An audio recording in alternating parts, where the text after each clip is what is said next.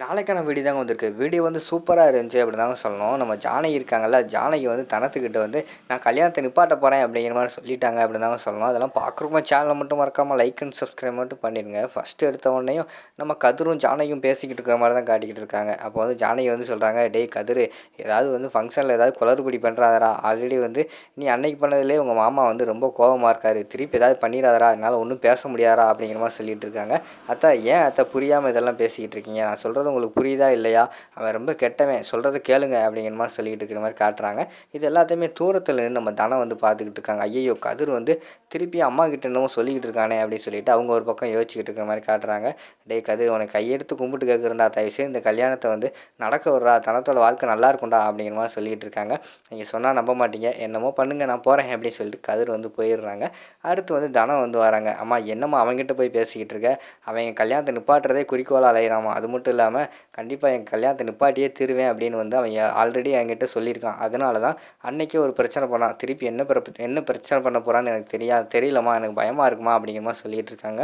"இல்லடி, எனக்கும் அவன் ஏதாவது பண்ணுவான்னு யோசிச்சுட்டு தான் இருக்கேன். ஆனா அந்த குடும்பத்துல வந்து அங்க புவனேஸ்வரியை மட்டும் நம்ப முடியாது" அப்படிங்கிற மாரி சொல்றாங்க. "அம்மா என்னம்மா சொல்றீங்க? கார்த்திக் வந்து ரொம்ப நல்லவரும்மா" அப்படிங்கிற மாரி வந்து தனம் சொல்றாங்க. "கார்த்திக் தம்பி வந்து ரொம்ப நல்லவர் தான். ஆனா புவனேஸ்வரியை வந்து நம்ப முடியாது. அவளே என்கிட்ட வந்து 2, 3 தடவ வந்து உன் குடும்பத்த கெடுக்காம விடமாட்டேன். நடுத்தெருவுல கொண்டு வந்து விட்டுருவேன். அப்படி இப்படின்னு என்னென்னமோ சொல்லியிருக்கா. அவளாம் நெனச்சா தான் எனக்கு வந்து பயமா இருக்கு" அப்படிங்கிற மாரி சொல்றாங்க. "அம்மா என்னம்மா, அவங்களே இப்போ எல்லாத்தையும் மறந்துட்டு வந்து நம்ம கூட வந்து சம்மந்தம் வச்சுருக்காங்க. அவங்கள போய் இப்படி சொல்லிக்கிட்டு இருக்கியே" அப்படிங்கிற மாரி கேட்டவுடனே, "அதெல்லாம் கரெக்டு தான். ஆனா திடீர்னு ஏன் மாறணும் நல்லவளா? இவ்வளோ நாள் கெட்டவளா இருந்தா. திடீர்னு நல்லவளா மாறி வந்து சம்மந்தம் வைக்கிறான்னா கொஞ்சம் யோசிக்க வேண்டியிருக்கு" அப்படிங்கிற மாரி சொல்றாங்க. "அம்மா அப்படியே நீ சொல்ற மாரி அவங்க கெட்டவளா இருந்தா என்னம்மா பண்ணுவ?" அப்படிங்கிற மாரி கேட்டவுடனே, "கண்டிப்பா வந்து கல்யாணத்த நிப்பாட்டிருவேன்டி. கல்யாணம் நடக்கவே விடமாட்டேன்" அப்படிங்கிற மாரி சொல்லிட்டு இருக்காங்க. "அம்மா என்னம்மா என் வாழ்க்கைய பார்த்தியா?" அப்படிங்கிற மாரி தனம் கேட்காங்க. "உன் வாழ்க்கைக்காக தான் சொல்லிக்கிட்டு இருக்கேன். நீ நல்லா இருக்கணும்னு சொல்லி தான் அந்த கல்யாணத்த நிப்பாட்டுவேன்" அப்படிங்கிற மாரி வந்து அந்த இடத்துல வந்து ஜானகி வந்து சொல்லிக்கிட்டு இருக்க மாரி தான் காட்டிக்கிட்டு இருக்காங்க. "அம்மா போச்சும்மா, என் வாழ்க்கையே போச்சு" அப்படிங்கிற மாரி சொல்லிட்டு இருக்காங்க. "அப்படியெல்லாம் ஒன்றும் நடக்காது. ஃபீல் பண்ணாத. நான் யோசிச்சுக்கிட்டு தான் இருக்கேன். இப்போ திருந்திட்டாங்கன்னா ரொம்ப நல்லது. போ வேலைய பாரு" அப்படிங்கிற மாரி வந்து ஜானகி வந்து அனுப்பி வச்சுடுறாங்க. அடுத்த சீன்ல வந்து எல்லாருமே ரெடி ஆகிக்கிட்டு இருக்காங்க. அப்போ வந்து நம்ம ரகுராம் வந்து ஜானகி பார்த்து கேட்காங்க, "என்ன ஜானகி ஒரு மாதிரியே இருக்க?" அப்படிங்கிற மாரி கேட்டவுடனே, "அதெல்லாம் ஒன்றும் இல்லைங்க" அப்படிங்கிற மாரி சொல்லி சமாளிக்காங்க. "இல்ல, உன் மூஞ்சிய பார்த்தாலே தெரியுது. நீ ஏதோ ஒரு கவலையில இருக்கன்னு நினைக்கிறேன். காலையில வரைக்கும் சந்தோஷமா இருந்த. இப்போ என்ன பிரச்சனை? கதிர் எதுவும் சொன்னானா?" அப்படிங்கிற மாரி சொன்னோனே, "அவன்லாம் ஒன்றும் சொல்லலங்க. அவன்ட்ட சொல்லிட்டேன். எதுவும் பிரச்சனை பண்ணாதடா சொல்லிட்டேன். அவனும் சரின்னு சொல்லிட்டான்" அப்படிங்கிற மாரி சொல்லிட்டு இருக்காங்க. அந்த நேரத்தில வெளியிலேருந்து சிவபாலன் வராரு.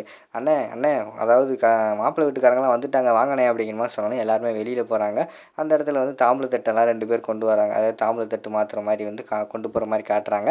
அப்போ வந்து ஜானகி போய் வந்து நம்ம புவனேஸ்வரிக்கு வந்து தாம்பூல தட்டு குடுக்குற மாரி காட்டுறாங்க. புவனேஸ்வரி அத வாங்கிட்டு திருப்பி வந்து தாம்பூல தட்டு குடுக்காங்க. "இதெல்லாம் நீங்க வீட்டுக்குள்ள வந்து குடுங்க" அப்படிங்கிற மாரி வந்து ஜானகி சொல்றாங்க. உடனே நம்ம புவனேஸ்வரி சொல்றாங்க, "இத இங்கே வச்சே வாங்குங்க.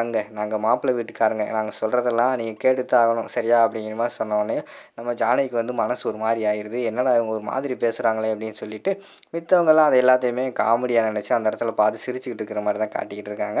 அதுக்கடுத்து வந்து நம்ம ஜானகி வந்து சொல்றாங்க, "நீங்க மாப்பிள்ளை வீட்டுக்காரங்க தான். ஆனா நாங்க பொண்ண குடுக்க போறோம். எங்க பொண்ண வந்து நல்லா பார்த்துக்கணும்ல" அப்படிங்கிற மாரி சொன்னோனே, "நீங்க ஒண்ணும் கவலைப்படாதீங்க. உங்க பொண்ண நாங்க நல்லாவே பார்த்துக்குறோம். ஒண்ணும் ஃபீல் பண்ணாதீங்க" அப்படின்னு சொல்லிட்டு வெளிய நின்னு பேசிக்கிட்டு இருக்காங்க. அதுக்குள்ள வந்து நம்ம சிவபாலன் வந்து சொல்றாரு, "2 சம்மந்திகளும் வெளியிலேயே பேசிக்கிட்டு இருந்தா எப்படி? வாங்க உள்ள வாங்க. ஆக வேண்டியத பார்ப்போம்" அப்படிங்கிற மாரி சொல்லிட்டு, உள்ள வச்சு பேசிக்கிட்டு இருக்கிற மாரி தான் காட்டிக்கிட்டு இருக்காங்க. அப்போ வந்து போய் வந்து தனத்த கூட்டு வாங்க அப்படிங்கிற மாரி சொன்னோனே, தனம் ஒரு பக்கம் வந்து கிளம்பி வர்ற மாரி தான் காட்டிக்கிட்டு இருக்காங்க. வந்துட்டு பார்த்தா நம்ம அவங்க அப்பாகிட்ட ரொம்ப அழுக ஆரம்பிச்சிடுறாங்க. நம்ம ரகுராம இந்த அளவு அழுது யாருமே பார்த்துருக்க மாட்டாங்க. இன்னைக்கு அந்த அளவு வந்து ரொம்ப அழுதுட்டாரு. அதாவது தனத்த நினச்சு ரொம்ப ஃபீல் பண்ணி அழுதுகிட்டு இருக்கிற மாரி தான் காட்டிக்கிட்டு இருக்காங்க. "அப்பா ஏன்ப்பா அழுகுறீங்க? என்னம்மா ஆச்சு? என்னப்பா ஆச்சு?" அப்படிங்கிற மாரி கேட்டோனே, "இல்லம்மா, உன்னை இந்த வீட்ல வச்சு பார்த்துட்டேன். இனிமே வந்து இந்த வீட்ல உன்னைய பார்க்க முடியாதுன்னு நினைக்கும்போது எனக்கு ரொம்ப கஷ்டமா இருக்கு" அப்படிங்கிற மாரி சொல்லிக்கிட்டு இருக்காங்க. அங்கிட்டு பார்த்தா நம்ம புவனேஸ்வரி வந்து சொல்லிக்கிட்டு இருக்காங்க, "ரொம்ப கவலைப்படாதீங்க ரகுராம். சீக்கிரமா வந்து கல்யாணம் முடிச்சுட்டு ஒரே நாள்லயே உங்க வீட்லயே அனுப்பி வச்சுர்றேன். நீங்களே இங்க வாலா வெட்டியா வந்து உன் மகள பார்த்து பார்த்து சந்தோஷப்பட்டுக்கிட்டு இருங்க" அப்படிங்கிற மாரி சொல்லிட்டு இருக்கிற மாரி காட்டுறாங்க. அடுத்து வந்து தனம் வந்து அழுதுகிட்டு இருக்காங்க. "அப்பா ஃபீல் பண்ணாதீங்கப்பா. இங்கே தானப்பா இருப்பேன்" அப்படிங்கிற மாரி சொல்றாங்க. "இல்லம்மா, அங்க இருந்தாலும் வந்து உன்னை இந்த வீட்டுக்குள்ள அங்க பார்த்துருக்கேன், இங்க பார்த்துருக்கேன். இந்த வீட்டோட ஆணி வேரா நீதாம்மா இருந்த" அப்படிங்கிற மாரி சொல்லிட்டு ரொம்ப ஃபீல் பண்ணிக்கிட்டு இருக்காங்க. அந்த நேரத்துல வந்து சிவபாலன் வந்து வராரு. "அண்ணா என்னண்ணே இது? நல்ல ஃபங்க்ஷன் நடக்கிறப்ப அழுதுகிட்டு இருக்கீங்க" அப்படிங்கிற மாரி சொல்றாங்க. "இல்லடா, இத்தன நாளா வந்து தனத்துக்கு வந்து கல்யாணம் முடிய போகுது அப்படின்னு சொல்லிட்டு என் மனசுக்குள்ள வந்து ரொம்ப சந்தோஷமா இருந்தது. ஆனா கல்யாணம் நெருங்க நெருங்க இன்னும் கொஞ்ச நாள்ல வந்து தனம் மட்டும் என்னை விட்டு பிரிஞ்சு போயிருவாளோ, இனிமே வந்து அவள பார்க்க முடியாதோ அப்படின்னு சொல்லிட்டு சொல்லிட்டு என் மனசுக்குள்ளேயே ரொம்ப கஷ்டமாக இருக்குடா, அதான்டா அழுதுட்டேன் அப்படிங்கிற மாதிரி சொல்கிறாங்க. அண்ணே விடுண்ணே, தனம் எங்கே போகிறா, பக்கத்தில் தானே இருக்க போகிறா, நம்ம அடிக்கடி போய் பார்த்துக்குருவோம் அப்படிங்கிற மாதிரி சொல்கிறாங்க. அடுத்து வந்து ரகுராம் வந்து சொல்கிறாங்க, இங்கே பாரு தனம், நீ என்ன தான் புகுந்து வீட்டுக்கு போயிட்டாலும் அப்பா மறந்துடாத, உனக்கு என்ன தேவைனாலும் அப்பாவுக்கு ஒரு ஃபோன் போடு, உடனே வந்துடுவேன் அப்படிங்கிற மாதிரி சொல்கிறாங்க. அப்பா எப்படிப்பா உங்களை எல்லாம் என்னால் மறக்க முடியும், எதுனாலும் உங்களுக்கு தான்ப்பா ஃபஸ்ட்டு நான் கால் பண்ணுவேன் அப்படிங்கிற மாதிரி சொல்லிக்கிட்டு இருக்கிற மாதிரி காட்டுறாங்க. சரி சரி ஃபங்க்ஷன் ஆரம்பிங்க, தனம் போய் புடவையெல்லாம் கட்டிட்டு வாமா அப்படிங்கிற மாதிரி சொன்னோடனே அவங்க போகிறாங்க. கொஞ்ச நேரத்தில் பார்த்தா தனத்தோட புடவையை வந்து காணும்னு சொல்கிறாங்க. தனத்தோட புடவையை காணுமா அப்படின்னு சொல்லிட்டு எல்லாருமே பரபரப்பாக இருக்காங்க. எங்கே போச்சு அப்படின்னு சொல்லிட்டு ஆச்சரியப்பட்டுக்கிட்டு இருக்காங்க. அந்த இடத்துல வந்து கதிர் வந்து அமைதியாகவே நின்றுட்டு இருக்காரு. அப்போ வந்து சிவபாலன் வந்து கதிர்கிட்ட வராங்க. டேய் கதிர், உண்மையை சொல்கிறா, நீ தான் அந்த சேலையை தூக்குனியாடா அப்படிங்கிற மாதிரி கேட்டுக்கிட்டு இருக்காங்க. மாமா என்ன மாமா எதுக்கு எடுத்தாலும் என் மேலேயே சந்தேகப்பட்டுக்கிட்டு இருக்கீங்க, நானே இந்த வாரத்தில் அமைதியாக நின்றுக்கிட்டு இருக்கேன், என்கிட்ட வந்து புடவை தூக்குனான்னு கேட்டால் என்ன மாமா அர்த்தம் அப்படிங்கிற மாதிரி வந்து கதிர் சொல்கிறாங்க. உடனே நம்ம பார்வதி இருக்காங்கல்ல, எனக்கு என்னமோ இவன் மேலே தாங்க டவுட்டாக இருக்குது, இவன் தான் தூக்கியிருப்பான். ஏன்னா இதுக்கு முன்னாடி வந்து இந்த கல்யாணத்தை நிப்பாட்டுறதுக்கு இவன் ஆல்ரெடி என்னென்ன வேலை செஞ்சான்னு எல்லாத்துக்குமே தெரியும், இவன் மேலே தாங்க டவுட்டாக இருக்குது, நல்லா விசாரிங்க அப்படின்னு சொல்லிட்டு இருக்கிற மாதிரி காட்டுறாங்க.